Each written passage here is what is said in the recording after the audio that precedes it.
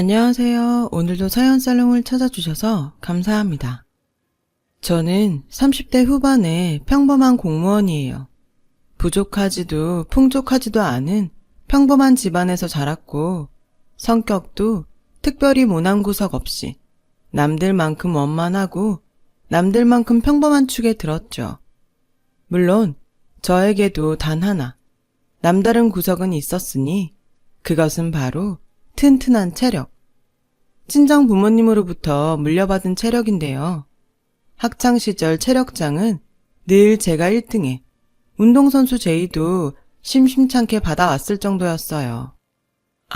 사회인이 되고부터는 특별한 구석이 하나 더 늘었네요. 투철한 직업의식이요.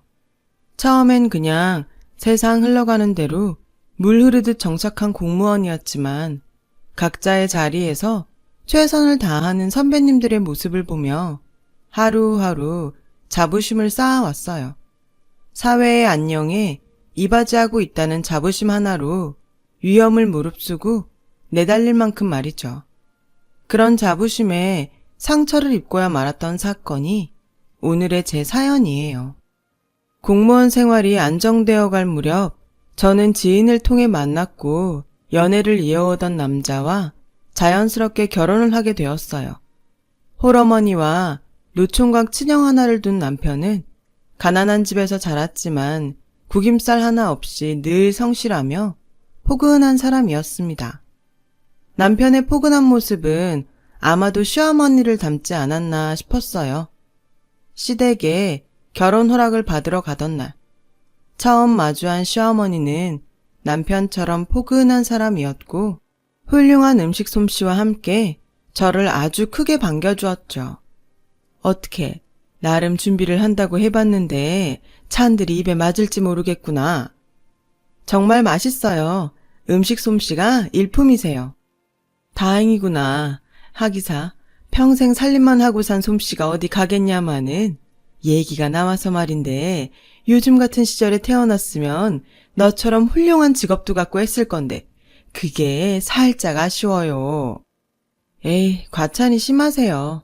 저야 물론 제 직업에 자부심을 갖고 있지만 남들 보기에는 똑같은 공무원인데요 뭐. 공무원이라도 아랫사람 부리듯 막대하는 사람들도 너무 많고요. 그건 그 사람들이 나쁘고 못된 거지. 너 같은 사람들이 이 세상에 얼마나 중요한데.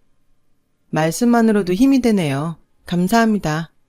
조금만 더 솔직해지자면야 너도 보아서 알다시피 우리 형편이 영 좋지가 못해요. 집안에 특출난 인물도 하나 없이.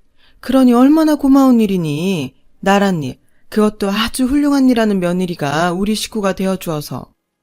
시어머니의 말에 감동의 눈물이 그렁그렁 차오른 저는 밥이 입으로 들어가는지 코로 들어가는지도 모르는 채로 꾸역꾸역 넘겨야만 했어요. 사실 시댁에 인사를 드리러 가기 바로 전날에 저와 동료들을 업신여기는 민원인으로부터 험한 꼴을 당하고 속이 살짝쿵 상해 있던 참이었거든요. 그러니 시어머니의 감사한 말씀에 자존감 뿜뿜이었죠. 행복한 결혼 생활이 머릿속에 자동으로 막 그려지더라고요. 저의 예상대로 결혼 생활은 무척 순조롭게 시작되었어요. 시집살이요? 손주 타령이요? 저는 그런 거 전혀 몰랐어요. 시어머님이 제게 바라는 건 단 하나. 건강이었고 아들 둘만 있는 것에 대한 아쉬움을 저를 통해 만회라도 하려는 듯이 며느리 사랑이 대단했거든요. 제가 업무 때문에 김장이나 제사 등 시댁 대소사에 정말 부득이 참여하기 어려운 상황에서도 시어머니는 늘 인자한 미소와 함께 제가 부담을 갖지 않도록 배려도 잊지 않았어요. 저 또한 그런 시어머니를 친정 부모님들이 질투를 느꼈다고 할 만큼 공경하며 잘 모셨어요. 세상 복이란 복은 제가 다 가졌다는 생각이 종종 들기도 했을 만큼 참 화목한 결혼 생활이었어요. 그때까지는요.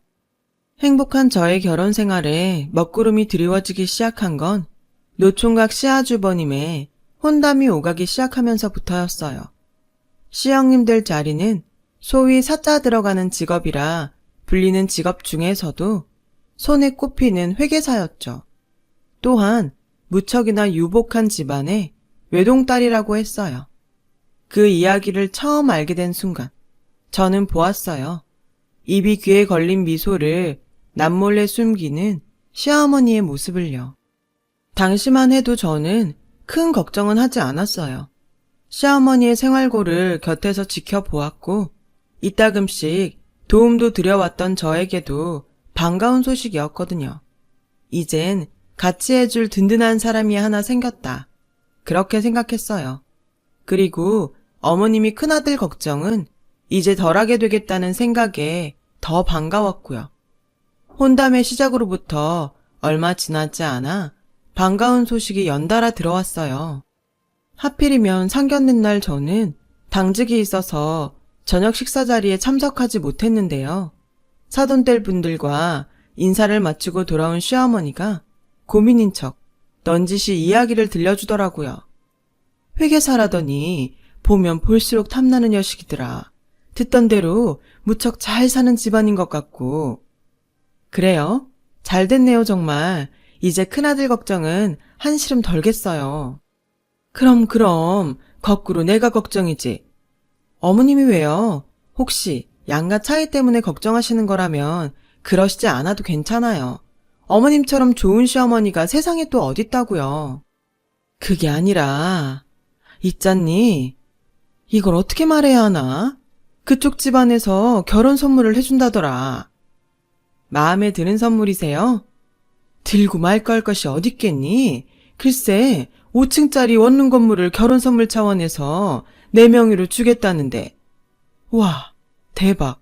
그 정도예요? 이러니 걱정이지. 넙죽 받기에는 너무 큰 선물인데. 또 딸 자식 생각하는 사돈어른들 성의를 무시할 수도 없는 노릇이고. 어찌 쓰면 좋겠니? 그날 저는 시어머님 마음에 따라 선택하라는 답변을 드릴 수밖에 없었어요.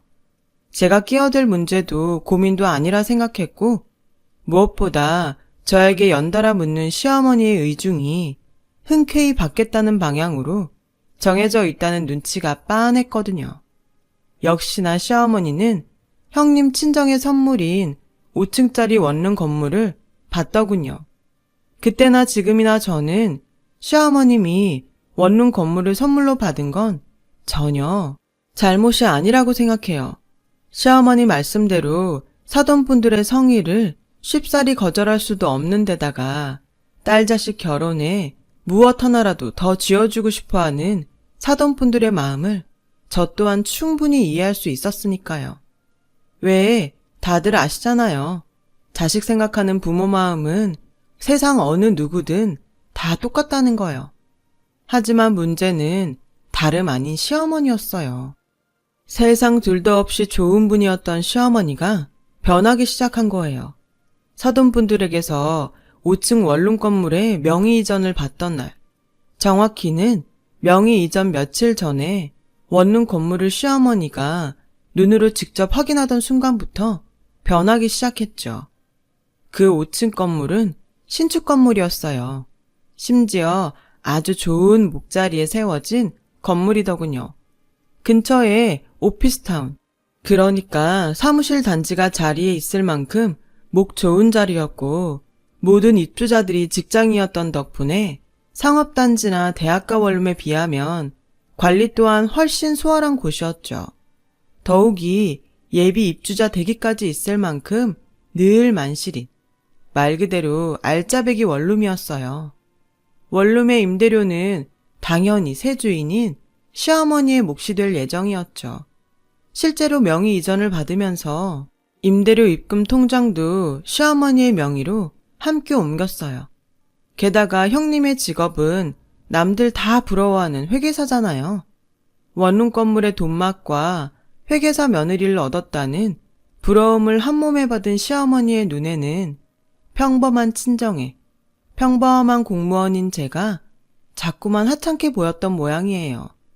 시아주버님과 형님이 결혼식을 올린 직후부터 저에게 크고 작은 차별이 시작되었어요. 우리 큰 며느님이 말이다. 회계감사님원이 들어갔다더니 요즘 많이 바쁜 모양이더구나. 아, 네. 무슨 대답이 그렇게 시원찮니? 네? 답답하기는. 하기사, 이러니 공무원이나 하고 앉았지. 에이, 제가 무슨 초능력자도 아니고 말씀을 하셔야 알아듣죠. 짬짬이 형님 댁 들러서 집안 살림이라도 좀 도우라는 얘기다. 제가요? 같이 사는 집이면 몰라도 따로 사는데요. 얘가 회계사 일이 좀 바쁘고 좀 어렵겠니? 한 집안 식구 사이에 서로 돕고 살면 좀 좋아? 죄송한데요, 어머님. 솔직히 어머님께서 요즘 저한테 왜 이러는지 진짜 모르겠네요. 저도 요즘 한창 바쁜 계절이라는 거 다 알고 계시면서요. 따지지 말거라. 출퇴근길에 짬짬이 들러서 형님네 살림부터 좀 거들고 다음 주에 제사고 제사 지나면 김장도 해야 하니 정 안 되겠거들랑 휴가라도 써놓거라. 귀한 회계사 며느님더러 음식까지 해놓으랄 순 없잖아. 맞네, 며느리 차별하시는 거. 그쵸? 일단 그렇게 해주는 것으로 알고 이만 가보마. 그래요. 제사, 김장, 저도 한 집안의 식구이니만큼 함께 하자는 시어머니의 말이 기분 나쁘지는 않았어요. 하지만 형님네 살림살이까지 해놓으라는 이야기는 속이 좀 많이 상하더라고요. 시어머니의 생각이 형님과 저를 향한 차별이라는 눈치가 너무 빤하게 보였기에 더더욱 그랬어요. 제가 그런 눈치를 채거나 말거나 시어머니의 차별은 갈수록 노골적이 되어갔어요. 이 세상 좋은 건 모두 형님 덕분. 시어머니의 모든 사랑 또한 형님 차지였어요. 저요? 잘못한 것도 없는데 천덕꾸러기가 되었죠. 이 세상 모든 나쁜 건 다 저 때문이었고 시어머니의 미움 또한 저희 차지가 되어버렸거든요. 그놈의 돈 타령, 고맙고 든든한 원룸 타령, 집안 타령도 갈수록 심해지더라고요. 입만 열면 원룸이 어쩌고 저쩌고. 이래서 결혼은 공짜가 아니라는 말을 대놓고 하지를 않나. 수시로 회계사인 형님의 직업과 공무원인 저의 직업을 비교하셨어요. 그때마다 저는 제가 왜 그래야 하는지 의문스러워하면서도 시어머니에 맞서 스스로를 변호해야만 했죠. 공무원이긴 하지만 못 배운 거 아니다. 형님 못지않은 대학 졸업했다. 5층짜리 원룸 건물은 아니지만 혼수도 부족함 없이 해올 만큼 해왔으니 그만 좀 무시해라. 그러나 아무리 변호를 해봤자 시어머니의 차별은 그치질 않았고 결국 터질 것이 터지고야 말았어요. 줄곧 저를 괴롭혀왔던 시어머니가 끝끝내 직장까지 찾아와서는 지친 동료들과 함께 도시락으로 간신히 끼니를 때우는 저에게 형님네 이야기를 꺼내더군요. 큰 며느님네 신혼집 이사한다는 얘기 못 들었니? 들었어요. 월차 써야지. 해도 너무하시네 진짜. 왜요? 그날 가서 이삿짐 나르라고요? 형님 내외는 그날 업체만 불러놓고 출근한다면서요. 이사가는 당사자도 업체한테 맡기고 말겠다는데 주인도 없는 이사 자리에 안 그래도 바쁜 제가 월차까지 내가면서요? 제가 무슨 이 집안 일꾼입니까? 에이, 누가 너더러 이삿짐 나르래? 그런 얘기 맞잖아요. 무슨? 이삿짐은 인부들이 나를 테니 넌 가서 청소랑 걸레질이랑 좀 하라는 소리지. 행여나 새집 증후군 같은 거 없도록. 아니요, 못해요. 예정에도 없는 월차를 갑자기 쓸 수는 없어요. 제가 그래버리면 안 그래도 인력 부족해서 고생인 동료들이 더 힘들어지고 그러다 사고 나서 다칠 수도 있어요. 쓸 수 있다고 해도 제가 싫으네요. 말씀 끝났으면 그만 가주시죠. 저 지금 근무 중이라. 근무는 무슨? 한가하게 밥이나 처잡수고 있구만.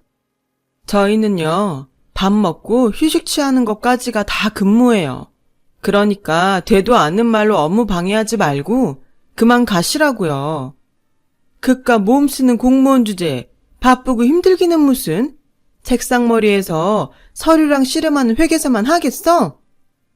그 순간 식사하던 동료들의 얼굴에 그림자가 드리워졌어요. 온갖 위험을 넘나들면서도 자존감 하나로 버티는 일이 저희 직업인데 시어머니가 그 자존감을 뭉개버린 것이죠.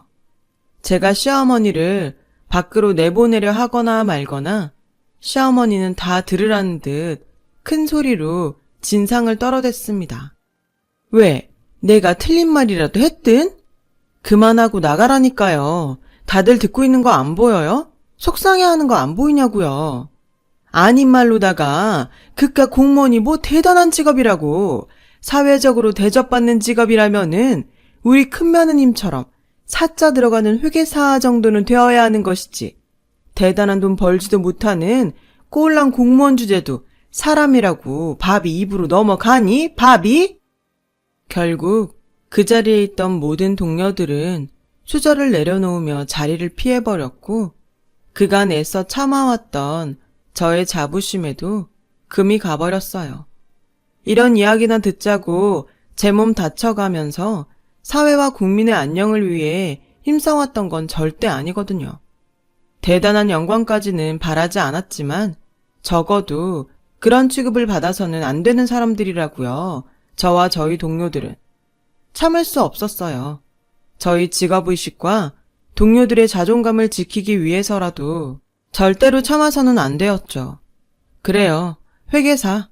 훌륭한 직업이죠. 돈? 원룸? 회계사 시어머니라는 부러운 시선? 당연히 든든하겠죠. 누가 뭐래요? 그게 나쁜 건가? 오히려 나쁜 건 그런 것들을 함부로 못되게 휘두르는 사람이죠, 어머님같이. 뭐? 너 그게 지금 시어머니에게 말하는 태도가 맞다고 보니? 이게 어디서 주제도 모르고? 여기가 어딘 줄이나 알아요? 우리가 어떤 사람들인 줄은 알고 있는 거예요? 끼케야 공무원 나부랭이 뻔하지. 그 끼케야 공무원 나부랭이 보호하라고 만든 법이 생각보다 꽤 세거든요. 경고하는데 3초 안에 안 나가면 그 법이 얼마나 무서운지 알게 만들어드리죠. 방금 그 말, 영 끊겠다는 말로 들리는구나. 돈에 영혼을 갖다 바쳤어도 말은 똑바로 하셔야죠. 인연은 그쪽에서 먼저 자른 거고 살다가 언젠가 한 번은 우리 같은 사람한테 도움받을 일, 고마워할 일 분명히 생길 거예요. 인연이 어딜 자꾸 기어올라. CM이 쓰러져 죽는 꼴 보고 싶어가지고 아주.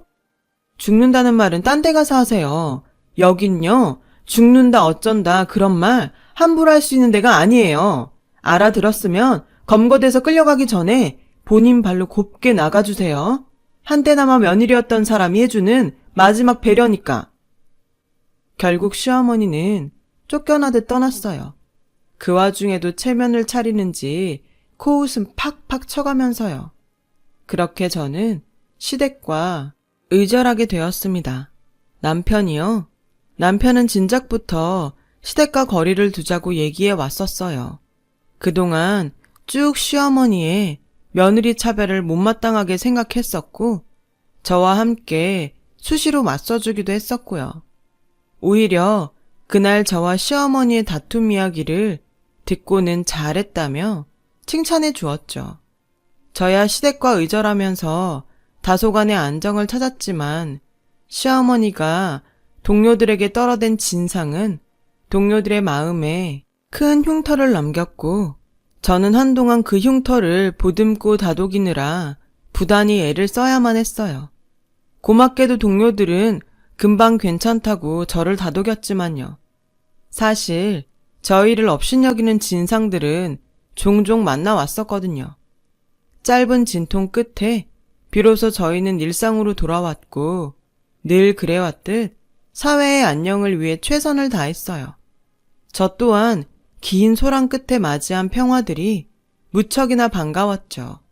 하지만 사고는 언제나 예고 없이 찾아오는 법이잖아요.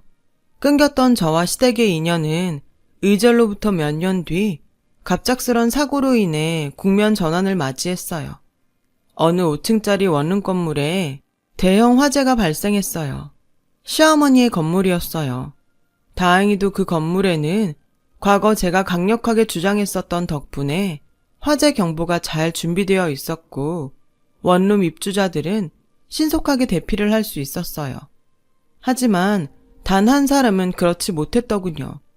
누가 업어가도 모를 만큼 깊게 잠드는 스타일인 시어머니였어요.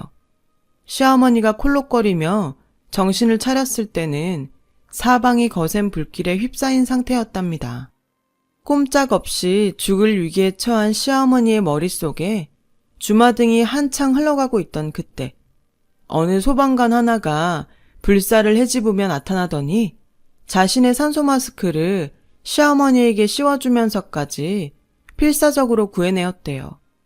덕분에 불상사를 면한 시어머니는 병원에서 태어나기 무섭게 제 앞으로 달려오더군요. 이제 끝이라고 생각했어. 꼼짝없이 죽는 줄로만 알았단다. 죽어가는 와중에도 어찌나 너의 얼굴이 아른거리던지. 저질러 놓은 잘못도 모르고 염치도 없이. 그래서 사과하러 오신 거예요? 아무렴 병원에서 치료받는 내내 죄책감에 괴롭더구나. 그래도 다행이네요. 화상은 없는 것 같아 보여서. 화상 그거 안 겪어본 사람은 몰라요. 얼마나 고통스러운지.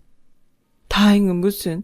너랑 동료들한테 잘못한 벌조차 제대로 받지도 못한 거지. 이런 며느리 세상 어디 또 있다고 그런 몹쓸 행동들을 했는지. 이제 와서 이런 말을 한다고 해서 너와 동료분들이 나를 용서해 줄지는 모르겠지만 그래도 사과는 꼭 해야겠다. 가만, 너 팔 그거 혹시? 심한 건 아니고요. 살짝 그냥 대인 정도? 이 정도면 연고 몇 번 바르면 끝이죠. 아니, 내 말은 그러니까 너 그날 혹시 나 구하다가?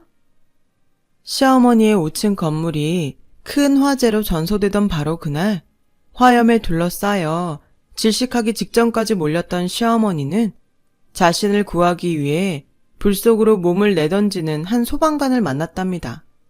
그때 시어머니는 흐릿해지는 의식 속에서 자신을 구하려 사투를 벌이는 소방관이 모습 위로 의절한 며느리인 저의 얼굴을 보았다고 했어요.